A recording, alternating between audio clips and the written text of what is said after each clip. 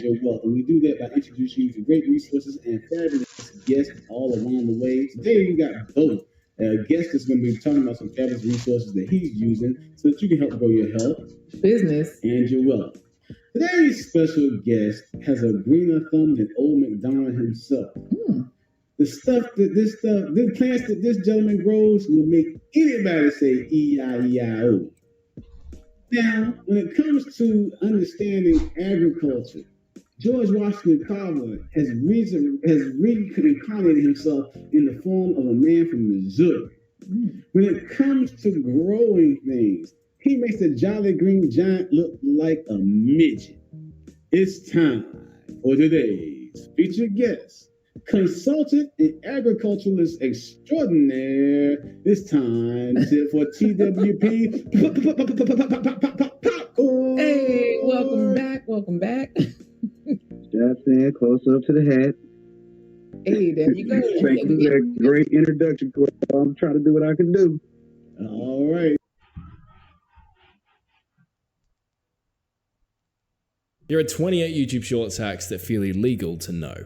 Hack number 1. Did you know you can repurpose your long form content into shorts directly within YouTube? All you have to do is log on to YouTube on your phone, go to one of your videos, skip the annoying TikTok ad, then just hit the remix, or for some people it says create button. Then click edit into a short, and now you can clip a section of that video and turn it into a short. Sneaky little hidden feature here. By default, it's only going to let you take 15 seconds, but if you click up here on the right hand side on that 15 seconds, it's now going to allow you to clip up to 60 seconds. You then just hit next, follow the prompts, and post your short. Hack number 2. One of the best ways to get more views on your shorts is to increase the amount of watch time each of your shorts gets. And a sneaky way to do that is to try and loop your shorts. In other words, try to record the end of your short and the beginning of your short in a way that they transition seamlessly. So instead of swiping down after watching your short, your viewer might accidentally watch another half of your short, which can result in audience retention graphs that are actually over 100%. And that's really, really good. For example, do not touch a katana until you watch this video.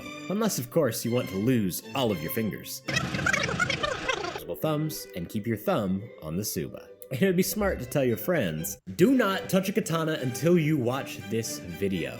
Hack number 3. You might notice a lot of the big shorts out there all have captions or subtitles baked in. And the reason they do this is it tends to increase watch time, which, as we talked about, is a very, very good thing. The problem is adding captions takes time, and that's where this legendary little app comes into play. Not only is this a super powerful editor that will actually let you edit your shorts on your phone, but it's got a super neat and very accurate feature that will allow you to add these subtitles automatically. The next tip, if you have a short that you're sure is extremely good quality and that you think should be getting a lot more views than it is, something you can do to re-Kickstarter is actually delete it and then repost it a few weeks or months later. Often YouTube will then retest the video, and assuming you were just unlucky the first time round, on the second upload you might go viral. Next tip, try and leverage successful formats. For example, check out this channel. Look at the titles of all of these different shorts. 3 useful Torbjorn texts, 3 useful Cassidy texts, 3 useful Reinhardt texts, 3 useful Soldier texts. See the pattern? And when you've found something that works, this is so much easier than trying to brainstorm and come up with new, fresh shorts every single time you create one. This next one is super ninja. So we all know that on platforms like TikTok, having trending music in your video can actually help you get more views. But did you know the same can apply on YouTube? And let me show you how. Basically, on your YouTube homepage, you can just click on the little compass icon and go to trending. In trending, you want to then click on music, and you'll see all of the latest trending music. And music videos tend to get more views than any other type of video on the platform. Now, why should you as a shorts creator care about this? Well, if you click into a music video, say this one, and you click on more to the description, if you scroll down, you can actually see that in the descriptions of music videos, you can often see shorts that are remixing that video. In other words, if you use this music as background music in your short, there's a chance you'll show up in the description of that official music video, and that can lead to a crap ton of views, especially if you're early. All you have to do is navigate to the music video on your phone, then click on this remix button, and then you want to click on use sound here. Follow the prompts. That music will be in your background, and again, if you're early enough, you'll show up in the description of the official music video and get a crap ton of views. The next tip, if you have a highly successful short, use the sequel strategy. You can literally reuse the exact same title and create a new short that is different from the original one, but that would be accurately represented by that title. Now you got to be careful repeating this too frequently because your audience might get bored or YouTube might see you as spamming. But as you can see with this channel, for example, it can work really well. This next one's really interesting. So when me and my students did a bunch of testing across a bunch of different shorts, we found that shorts that make people angry actually perform better than those that don't, which makes sense because, as we know, evoking emotion from your viewers generally helps your videos perform, and anger is a pretty strong form of emotion. However, going out there and just blatantly doing things that make people hate you might get you a bunch of views, at least based on our testing, but it's probably not a good thing to do. However, what you can do is, if you have unpopular opinions that you think a lot of people might disagree with, but that you truly believe in, and that other people, if you share your perspective, might genuinely respect, those types of videos for some reason in our testing do really well. Next tip, respond to every single comment you get. There are two reasons for this. One, when you add a response, that actually adds an additional comment to that short. AKA, if you get 10 comments and you respond to all 10 of them, all of a sudden your short now has 20 comments, which is more engagement, which is a good thing. And secondly, if you respond to a comment, sometimes that commenter will come back to that video and respond to your response, which is even more comments and engagement. Next tip, for a short to do really well, we've found that the topic that short is going to be created around needs to be trending. An easy way to get a rough idea of what's trending is to type in Google Trends and go to this website, then enter a search term broadly related to your niche, let's say gaming, change this drop down from your country to worldwide, change from the past 12 months to the past 7 days, and then change web search to YouTube search. And then if you scroll down here in related queries and related topics, you'll see different breakout topics that are currently trending within this particular sphere. And if you find something related to your niche that you think you could create a short about, go for it. Next tip, don't spoil your shorts in your title. Unless your short is about something so outrageous that even if people knew what it was, they would have to kind of see it to believe it, try not to spoil your short in your title, because then there's no reason for your viewers to actually watch your short. Instead, you could change this title to something more like this, that is highly related, promise or value proposition of why they should watch this short, but doesn't fully give away exactly what it is and still requires them to actually watch the short. Next tip, a bunch of YouTubers, including Mr. Beast, did a huge amount of experimenting, and something they found is having a bright video intro performs better than having a dark one. And this is especially important in shorts where someone can move on to a new video with a simple flick of a finger. So if the footage you're using at the beginning of your shorts is very dark and there's really no way around that, at the very least, just try and make it brighter or add brighter elements to it, maybe like text. Or if you do have full control over this, just make sure your scene is realistic, yet still light and bright. Next tip, if you don't like the idea of using trending music in your videos from earlier, you can find a ton of copyright-free music to use in your videos using the YouTube audio library. So in YouTube Studio, go to YouTube audio library, you'll find a crap ton of songs in here. You can play them by clicking on this little icon to find out which ones you like. When you find one you like, you can hover over it, click on this download button, that will give you the track, which you can then use an editing program on your desktop and add that music to your short, or you can send it to your mobile device and use an editing app like CapCut to add it to your short there. Next hack. So you can actually optimize your shorts far more than you might expect based on the short upload process on mobile. So once you create a short, you can actually go to your YouTube channel on desktop, find your short in the list of videos. Then if you hover over it and click on this pencil icon, it'll take you to the short and you can actually edit a bunch of things here. Firstly, you can add a description, and this is important because the algorithm actually looks at your description to help get an idea of what your short might be about. If you scroll down here to more advanced settings, and for some of you there might be a button here that you have to click to access the advanced settings, but if you scroll down here, there are a bunch of other things you can do as well. For example, you can add your short to a playlist. You can add tags to your short. For your long form videos, adding tags doesn't really do much, but I don't think there's been much testing on shorts as to whether or not it does much. So I mean, given it's here, I'd recommend you add your tags in. There's no harm that could come of it. And if you scroll down here further to category, you can actually click on this drop down here and select what category your short fits into, which again is going to give YouTube more information about your short, so hopefully it can push it to the right people. Another thing is you can also add hashtags to shorts, which means if someone goes to that hashtag and clicks on it, they'll actually see a list of all the shorts that have been tagged with that. So if someone has that hashtag in their short and one of their viewers clicks on it and you also have that same hashtag in the description of your short might show up here and have the chance to get more views. It's a bit of a double-edged sword though, and that leads to our next tip, which is you want the benefit of being seen in the hashtag shelf. So when viewers from other shorts or videos click on that hashtag, your content shows up. But you don't want your viewers clicking away from your videos and going to that shelf, because then they might go and find other people's videos, and you don't want that. You want them on your videos. So when you're adding hashtags, add them to the very bottom of your description, so it's as unlikely as possible that your viewers will actually click on those hashtags. Speaking of adding hashtags, I've seen a lot of people throw out these random numbers like, oh, you can only add 3 hashtags to your shorts. Oh, you can only add 15 hashtags. If we actually look at what YouTube have to say about this, they say if a video or playlist has more than 60 hashtags, they'll ignore each hashtag on that content, and over tagging may result in the removal of the video or from uploads or search. Now, I've been testing adding 59 hashtags to a bunch of shorts and videos, and as long as those hashtags are very related to the video topic, it doesn't seem to be classified as over tagging because I haven't had any issues with content being removed or not showing up in search. So at least at this stage, in my mind, there's no reason why not to do that. Next, you can actually schedule your shorts instead of posting them right away. So when you're creating a short on your phone,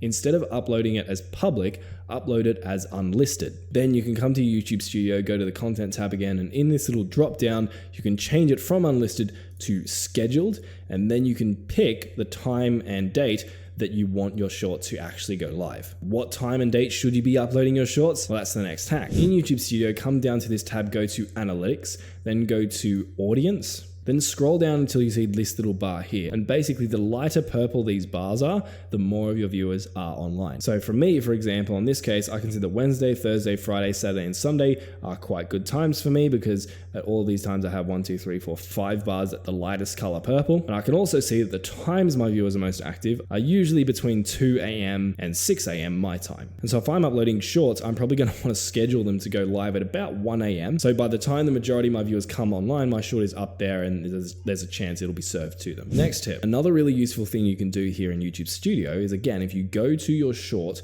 and then hover over it and click on this analytics icon and then come across to reach and scroll down, you'll see this little graph here. And this will actually show you where it is your shorts are getting their views from. So ironically, this short is actually not getting the majority of its views from the YouTube Shorts feed. It's getting the majority of its views from browse features, you can see here, 45%. And something you might find is your shorts might not be getting views from the Shorts feed either. They might be getting views from channel pages, browse, or even search. And if you see a lot of your shorts getting views from search, another interesting thing you can do is come down even further. On the right hand side here, you can actually see what search terms your viewers are entering into YouTube before they click on your short. So for example, in this case, I might want to create a drinking the M&M potion at 3 a.m. short because 2.2% of my viewers search that in before clicking on my short.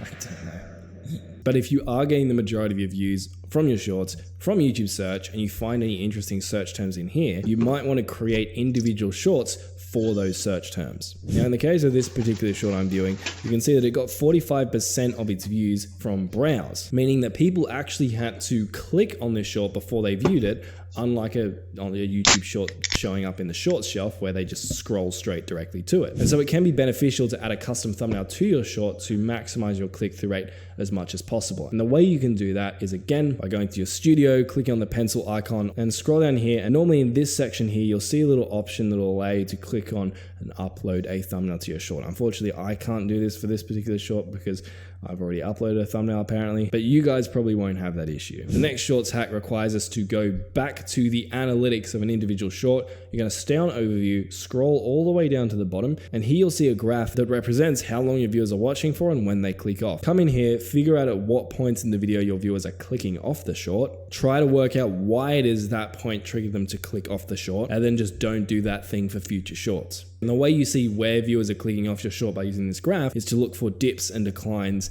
in the graph. For example, if I had a graph that looked like this, I'd probably want to figure out what happened at this point and not do that again, because as you can see, it caused me to lose a bunch of viewers. The next tip though is you might not want to do all of this stuff we just talked about from your desktop. Maybe you create, edit, and upload everything directly on your phone. And the cool thing is now you can actually access a lot of these more advanced features I just talked about on your phone. All you have to do is click over here and go to your library, assuming you're signed in, then click on your videos. That'll take you to your videos. And then to get a lot of the options we've just been over, you can click on these three dots and you can click on edit. You can see that lets us open up our description, add things to playlists, add tags, and a bunch of that good stuff. The next tip, because shorts are so easy to upload, there are a crap ton of people creating them. And because there are a crap ton of people creating them, standing out and being unique is an even bigger factor if you want your shorts to go viral. And so having some sort of X factor, something specific that people can recognize and remember you by, can be of great importance. The next tip, you should research other short form content platforms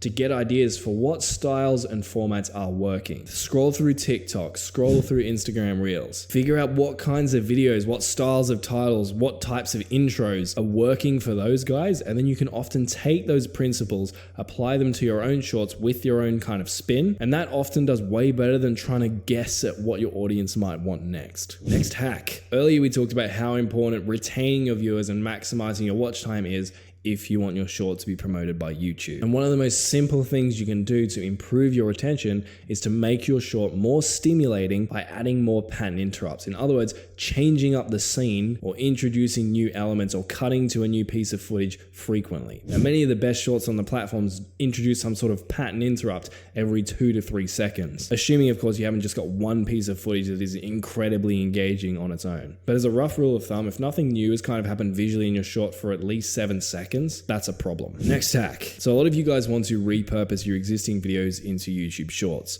The problem with this is that having an engaging intro and hook is incredibly important for a short. And if you're just taking a segment out of the middle of your video and repurposing it as a short, chances are the intro to that segment doesn't really grab people like a hook should. So a sneaky way to get around that is to just record a very short hook, kind of summarizing your short and kind of grabbing viewers, and then just add it onto the beginning of your repurposed clip. If you're really lazy, I've even seen creators use an AI voice to intro the beginning of their repurposed clip. For example, my first wallbang lineup on the new Valorant map. Lastly, some of you guys are creating YouTube Shorts content, not because you want to become Shorts creators, but because you want to promote your long form content. So if we don't take into account the amount of time it would take to create this content, and we just look objectively at what is the best type of content to create to promote your long form content and how do you do it, basically what you want to do is whatever your long form content is, condense it down into a video that is less than 60 seconds. And that might sound hard, but basically you're just creating a mini version or a highlights reel of your video and posting it as a short. And then at the end of that short, you can have a little call to action telling people to check out the link in the comments if they want to see the full video. Then you want to add a comment with a link to the full video to your short and pin it so it's the first thing people see when they click on the comments section. But if you want to learn more ways to convert shorts viewers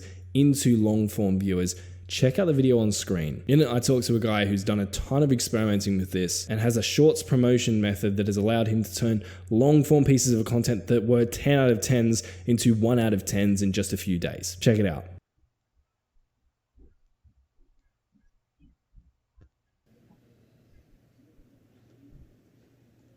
Don't forget to click on the Buy Me a Coffee in the description. Sign up for